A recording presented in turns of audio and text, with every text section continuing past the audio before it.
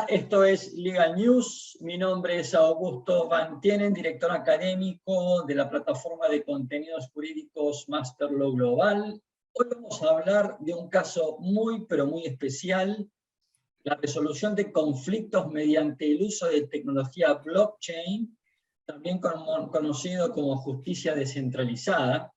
Y para abordar este caso, invitamos nada más y nada menos que a Mauricio Virués Carrera, abogado de México, ya se van a dar cuenta por el tono, por la tonada mexicana, que además ha sido árbitro en este caso, con lo cual estamos hablando con alguien que conoce de esto y mucho. Así que, hola Mauricio, bienvenido, gracias por estar con nosotros.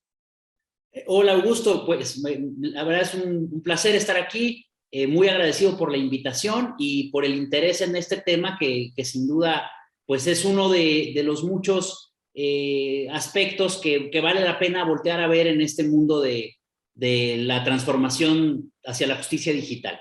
Ninguna duda. Y antes de ingresar con las preguntas concretas, Mauricio, me gustaría que un poco nos hagas una pincelada de los hechos, ¿no? de qué pasó acá, porque, digamos, esto lo hablaba con Federico Ast en otra entrevista, y la justicia descentralizada es como que está concebida como una justicia para reclamos pequeños, para, digamos, contiendas de monto no muy significativo, pero tengo entendido, y vos corregime, de que acá estamos hablando de un leasing, ¿puede ser? Es correcto, Augusto. En este caso, lo que se pactó fue un arbitraje, una cláusula arbitral respecto de un contrato de leasing, de arrendamiento de inmueble, es decir, un contrato de alquiler, que es un tipo de contrato que no suele ser muy alto en cuanto a su valor económico. Claro, hay algunos arrendamientos que son muy grandes, pero la mayoría de los arrendamientos son de casa habitación, son de pues, contratos no muy cuantiosos, pero desde luego, pues, si los comparamos con los casos de pequeña cuantía, con las reclamaciones de consumidores, productos de tiendas departamentales o cosas por el estilo, incluso comercio electrónico, bueno, sí son montos un poco superiores. Y sobre todo, el impacto social de este tipo de contratos tiene una dimensión muy especial porque mucha gente recurre al arrendamiento de inmuebles y ya sea como para procurarse vivienda o como una forma de vivir, es decir, como una inversión. Alguien que es propietario de inmuebles, pues los renta y obtiene un ingreso de ello. Y es frecuente que se vean involucrados en disputas, en conflictos legales, que en muchas ocasiones se vuelven muy largos, se vuelven muy caros, generan mucha incertidumbre. Entonces, en este caso en particular, se incluyó una cláusula arbitral en un contrato de arrendamiento de inmueble de cuantía media, cuantía, digamos, normal, donde creo yo que se centran la mayoría de los arrendamientos de inmuebles en México y quizá en la región. Dentro de esa cláusula de arbitraje se le instruyó al árbitro designado por los contratantes para que utilizara una plataforma, que en este caso fue Cleros, para que se decidiera el fondo de la controversia. Entonces, acá te interrumpo, Mauricio. Claro. Es decir, que estamos hablando de un contrato de arrendamiento donde dos personas, porque por lo que me estás contando, esto ya no se trata de un arrendamiento digamos, de una fábrica, donde estamos hablando de empresarios que entienden de estas cosas, sino que estamos hablando de un arrendamiento para vivienda. Casa-habitación. Casa-habitación, sí. En el cual se pactó el arbitraje, y no solamente se pactó el arbitraje, sino que además se pactó que debía resolverlo, digamos, un sistema blockchain. Sí, sí. De alguna forma, eso fue. Uno de los grandes retos, desde mi punto de vista al menos, que tienen las herramientas de resolución de conflictos en línea, estas plataformas como Cleros que ofrecen un protocolo que permite resolver controversias en una suerte de arbitraje, se enfrentan con algunos retos de carácter legal, formal, y la pregunta que surge es, bueno, una de las preguntas importantes que se podría hacer en torno a estas plataformas es, ¿realmente son un arbitraje válido a la luz, por ejemplo, de la Convención de Nueva York del 58 y a la luz de las legislaciones domésticas que regulan aspectos en torno al arbitraje? ¿Será válido como tal y será posible pedir el reconocimiento y la ejecución de una resolución obtenida a través de un protocolo de internet o a través de un protocolo de justicia en línea? Y hay opiniones divididas. Hay quienes piensan que sí, hay quienes piensan que una herramienta como el protocolo de cleros es un arbitraje que perfectamente cumple con todas las especificaciones formales, digamos, de la Convención de Nueva York.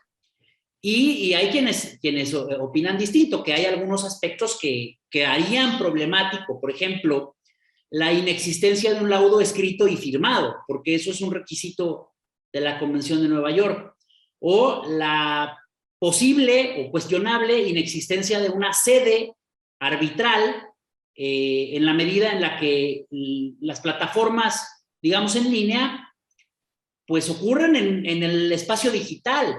No, es difícil pensar que hay una sede arbitral, aunque hay quienes piensan, por ejemplo, que el lugar de constitución de la empresa que maneja la plataforma podría ser una sede, que yo y otros colegas pensamos que sería al menos cuestionable, y que todas estas situaciones que responden a la existencia de nuevas tecnologías, nuevas capacidades tecnológicas, frente a una legislación que se hizo cuando pues esto técnicamente no era posible, el internet no tenía estos alcances, estas aplicaciones, no existía, digamos, las redes sociales, las telecomunicaciones privadas tan sofisticadas como lo que tenemos ahora justo en este momento, pues podría ser cuestionable la posibilidad de pedir el reconocimiento de la ejecución de una resolución de una plataforma como Cleros ante un tribunal.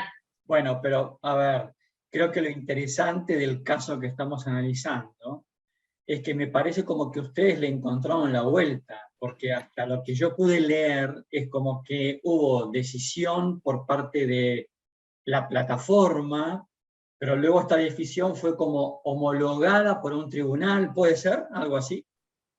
Es exactamente lo que representa este antecedente o este modelo que después terminó con el reconocimiento y ejecución de un laudo que se decidió con una plataforma de justicia en línea, en este caso Cleros, pues fue un modelo híbrido, un modelo en el cual se pactó un arbitraje en el sentido tradicional, es decir, se estableció la cláusula arbitral dentro de un contrato escrito, se designó al árbitro, se cumplió con los requisitos formales que establecía la legislación doméstica y también, vamos, la Convención de Nueva York, para poder hacer una cláusula arbitral válida. Se estableció sede, idioma del arbitraje, se estableció la obligación de emitir un laudo por escrito. Vamos a decir, un arbitraje en el sentido más tradicional, con una sola diferencia, que se le instruyó al árbitro para que remitiera la orden procesal, es decir, el resumen de los argumentos de las partes y las pruebas que presentaron. El árbitro recibió la instrucción de remitirlas a una plataforma, en este caso a Cleros, para que a través de su protocolo se tomara una decisión de fondo sobre quién tenía la razón en la disputa, y finalmente el árbitro emitiera su laudo arbitral tradicional con arreglo a la decisión de la plataforma. De tal manera que se hizo un sistema híbrido donde el arbitraje continuó existiendo en un sentido tradicional, pero se incorporó a ese arbitraje una herramienta, en este caso una plataforma de justicia en línea, para decidir el fondo. Ahora, con la idea, sí, perdón. el abogado o los abogados que participaron en la negociación de esta cláusula compromisoria o cláusula arbitral, la verdad que dos audaces. Lo cual Sin duda. me encanta porque justamente de esto se trata de hacer la profesión más divertida, ¿no? Esto de hacer cosas distintas, pero digamos, el hecho de incorporar una cláusula, el mandato para decirle al árbitro que la decisión final debe ser tomada en algún punto por una plataforma que opera bajo, digamos, la plataforma blockchain, ¿no? O bajo la tecnología blockchain, que ahora vamos a hablar un poquito de cómo funciona Clero, ¿no? Porque tengo entendido que funciona a través de como de un sistema de jurados, lo cual lo hace muy interesante, para que después sobre la base de lo decidido en la plataforma, el árbitro casi no tome una decisión, sino que en algún punto plasme en un papel la decisión tomada por la plataforma. ¿Estoy en lo correcto? Sí, sí, sin duda, es una audacia, pero es el tipo de audacias, en mi opinión, que vale la pena intentar porque representan algo que es muy importante en estos momentos, en mi opinión, que es el soft landing, digamos, la introducción suave de las tecnologías y las capacidades digitales en el mundo jurídico. Al final de cuentas, todos esperamos que los sistemas de impartición de justicia de los estados cambien y que se vuelvan digitales y que expandan el acceso a la justicia a través de las tecnologías de la comunicación y muchas otras, ¿no? Que los sistemas de interacción de testigos sean más efectivos, incorporando inteligencias artificiales para detectar, por ejemplo, lenguaje no verbal y cosas, muchas cosas que vemos. Pero al final de cuentas, cuando una persona o en el mundo real de hoy tiene una necesidad jurídica, pues acude con un abogado, con un asesor, con un doctor, con un letrado, de diferentes maneras que nos llaman en el mundo. Y al final le dices, bueno, tienes que hacer un contrato y bueno, en buena medida de nosotros, de los abogados, de los asesores que atendemos las necesidades jurídicas de las personas en el día a día, ir atreviéndonos a recomendarles que incorporen este tipo de herramientas, como pudiera ser, por ejemplo, un arbitraje que permita remitir el asunto para su resolución en un protocolo en línea. Depende de nosotros. Eventualmente, esa es mi idea, o es lo que yo creo, Augusto, que eventualmente habrá una gran discusión sobre el nivel apropiado de descentralización que puede haber en los sistemas de justicia civil. Bueno, eventualmente, hablando de cleros, que viene del griego, la verdad que en el mundo aquel antes de Cristo, digamos, la justicia la impartían los ciudadanos, no había que ser abogado, y justamente este es el motivo de por qué clero se llama cleros, ¿no? Porque justamente viene del sistema de cómo se impartía justicia en la vieja Grecia. Con lo cual sí, durante todos estos siglos ha habido como cada vez un alejamiento mayor de la justicia o de la administración de justicia a los ciudadanos, y me parece que estos sistemas lo que están buscando es acercar la justicia a la gente, y bienvenido sea. Ahora, vos me hablabas de que en este caso puntual es como que hubo un modelo híbrido, y tengo entendido que este modelo híbrido tiene que ver con que, más allá del laudo, y corregime si me equivoco, creo que el laudo fue avalado por un tribunal judicial. Es correcto. Lo que sucedió fue que el árbitro siguió el procedimiento arbitral tal y como fue establecido en el contrato y emitió un laudo siguiendo la decisión de fondo que tomó el protocolo de cleros, que en ese caso le concedió razón a la parte arrendadora, es decir, al dueño, digamos, al casero, ¿no? Y bueno, pues el laudo le exigió o, digamos, determinó que el inquilino debía desocupar el inmueble, debía pagar las rentas caídas y debía pagar los intereses que se habían generado por la falta de pago.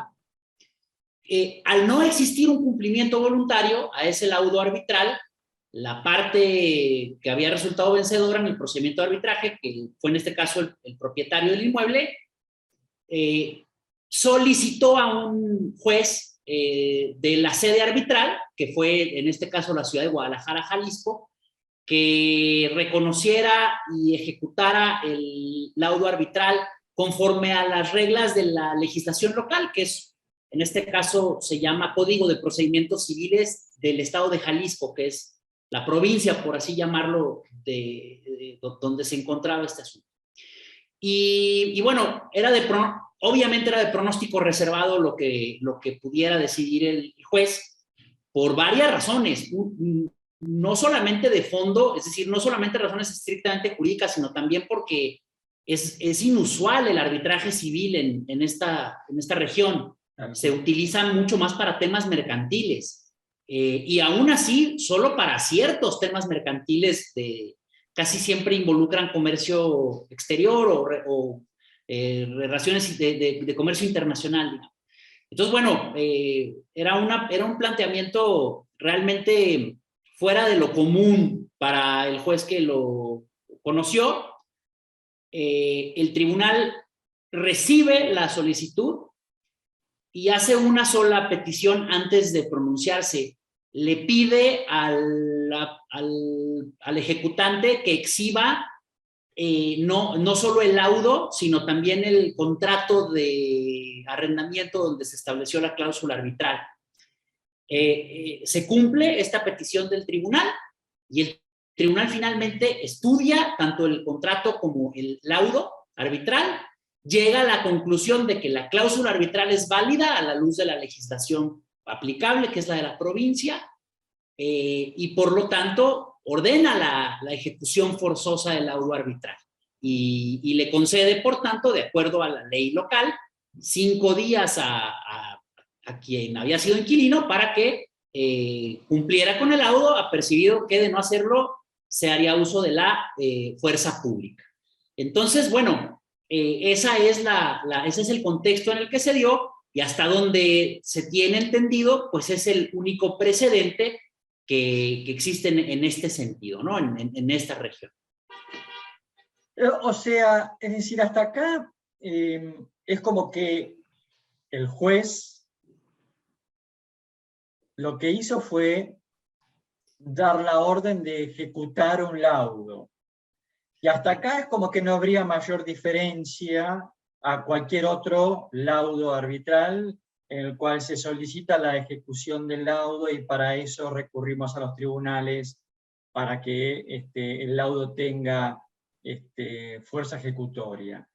Con lo cual daría la sensación, y corregime también acá, de que la novedad importante en este caso ha sido el cómo se ha diseñado la estructura, ¿no? Que es ordenarle al árbitro ceñirse a lo que defina la plataforma y luego el árbitro, ante un incumplimiento del deudor, solicita la ejecución del laudo ante el tribunal estatal.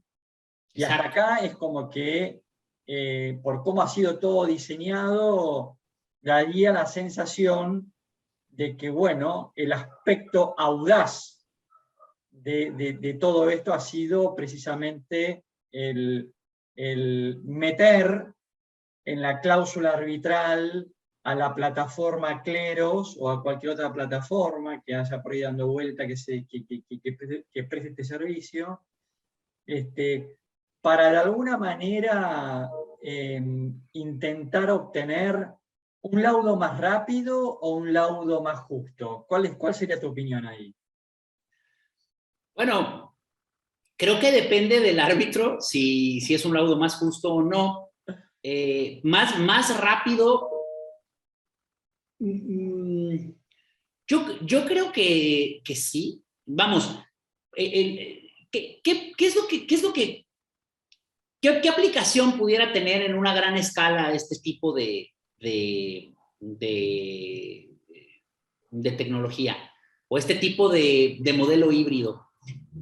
Me lo decía muy bien a un colega con el que charlé en alguna ocasión, y decía, bueno, pareciera que este modelo híbrido hace al árbitro más un gestor procesal que un árbitro en sentido estricto, porque lo que hace el árbitro es pues, recabar los planteamientos de las partes, recabar las pruebas, acomodarlas y enviarlas a la plataforma para que la plataforma resuelva y finalmente emitir el laudo. Entonces, lo que haces con ello es estandarizar, puedes estandarizar tanto el proceso para la gestión del arbitraje como el formato de resolución, de tal manera que puedes tener a una gran cantidad de árbitros bajo este modelo que no requieren una gran capacitación de fondo en cuanto a los temas sustantivos, porque lo que harán será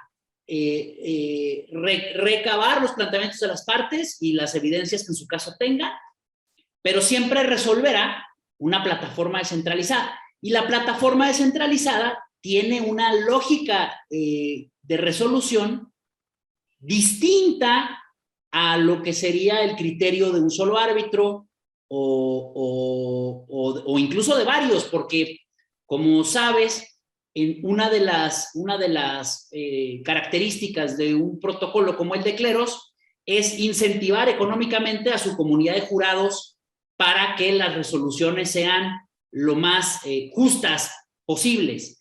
De tal manera que aquellos jurados en Cleros, es lo que yo tengo entendido, aquellos jurados que votan en el sentido de la mayoría, es decir, que votan en el sentido más razonable, porque es lo que más razonable le pareció a una mayor cantidad de personas, obtienen un incentivo económico, mientras que aquellos que votan contrario a lo que indicaría el sentido común o la mayoría de las personas, pues pierden parte de su inversión en tema cripto, ¿no? Y incluso si algunas personas que no formaron parte de un panel arbitral advierten que los árbitros en ese caso se equivocaron, pueden invertir, ¿no? sus pinakions, creo que se llaman, y hacer una suerte de apelación donde se incorporan más jurados y entonces es posible revertir una decisión que se haya tomado mal. ¿De qué depende? Bueno, de los argumentos que presenten los jurados, etcétera, etcétera. Entonces, el modelo de resolución, para poder hacer un sistema como el de Cleros, por ejemplo, en un centro de arbitraje tradicional, pues habría que tener decenas o cientos de árbitros. Y eso sería muy difícil de gestionar y tendría alcances muy regionales. Y bueno, es el tipo de cosas que permiten las plataformas digitales como esta, ¿no? Bueno, cuando te hice el comentario de un laudo más justo, me estaba refiriendo precisamente a esto que vos estás señalando, ¿no? Como que, bueno, 4 ojos ven más que 2, ¿no? 6 ojos ven más que 4, y esto de que cuanto más gente analice el caso, es como que la probabilidad, ¿no es cierto?, de que el laudo sea arbitrario se minimiza. Entonces, creo que esta posibilidad que hoy nos da la tecnología blockchain. Bueno, a mí me gustaría hacer una precisión. Es algo que yo escuché de un profesor que se dedica al tema de arbitraje, aunque bueno, él está en temas de arbitraje de inversión, que es quizá los arbitrajes más grandes que hay. Pero uno de los problemas que están sobre la mesa del arbitraje internacional, tanto arbitraje comercial como arbitraje de inversión, es que todo parece indicar que es real que los árbitros tienen un incentivo para maximizar su prestigio. Y ese incentivo para maximizar su prestigio como árbitro los lleva en ocasiones, o siempre, a intentar llegar a soluciones lo más ecuánimes posibles, es decir, donde ninguna de las partes pierda todo, ¿no? Por así decirlo, porque este tipo de soluciones salomónicas, pues, de alguna manera dejan contentos a todos y eso maximiza su prestigio como árbitros. Eso se comenta en el mundo del arbitraje internacional y bueno, estaríamos hablando entonces de un sesgo en la forma de resolver. Y ese tipo de sesgos, bueno, estarían fuera de un modelo como el de Cleros. Totalmente, totalmente.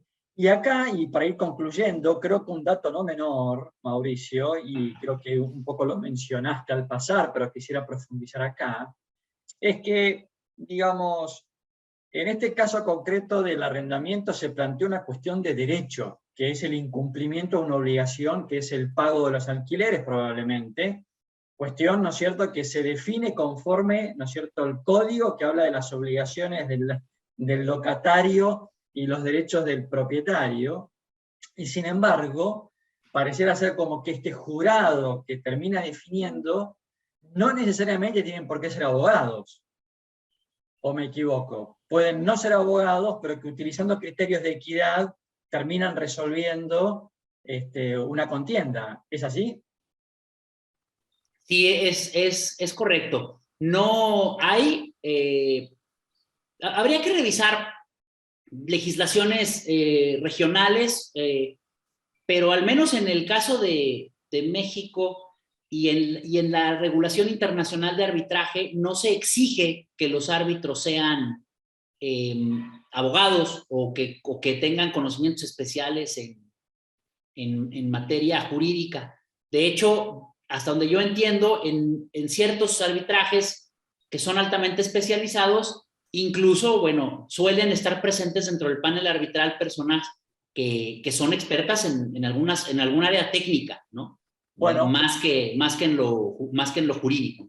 Acá quiero hacer un aporte a esta charla contigo, que es la siguiente. Nosotros, en Argentina, tenemos tres figuras, por así decirlo, que es el arbitraje de derecho, donde los árbitros deben ser abogados, porque justamente es de derecho, el arbitraje de equidad o de amigables componedores, donde ahí no necesariamente tenés que ser abogado, porque no se decide conforme a derecho, y luego tenemos los peritos árbitros, que son aquellos árbitros que tienen que decidir sobre temas técnicos específicos. Puede ser un ingeniero, puede ser un financista, puede ser un arquitecto, ¿entiendes? Entonces daría la impresión, ¿no es cierto?, que en Cleros, quienes integran los jurados, no son abogados o pueden no serlo, y que el laudo arbitral no necesariamente es un laudo de derecho, sino que debe ser seguramente un laudo de equidad o un laudo de amigable composición, ¿no? Sí, vamos, el protocolo, como yo lo conozco, aunque no soy un experto en el protocolo de Cleros, pero es un protocolo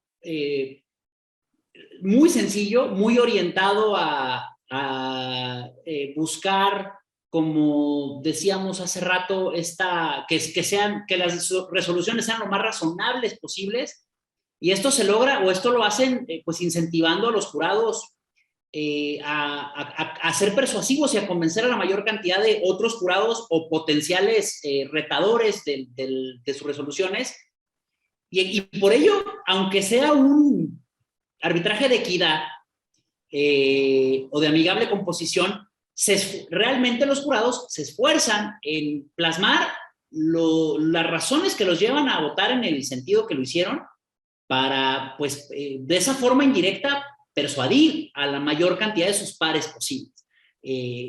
O en su defecto, si alguien no está de acuerdo con el razonamiento, hacer un cálculo sobre qué tan probable es convencer a un jurado más grande de que la resolución fue incorrecta para pues buscar un beneficio, ¿no? a través de eso.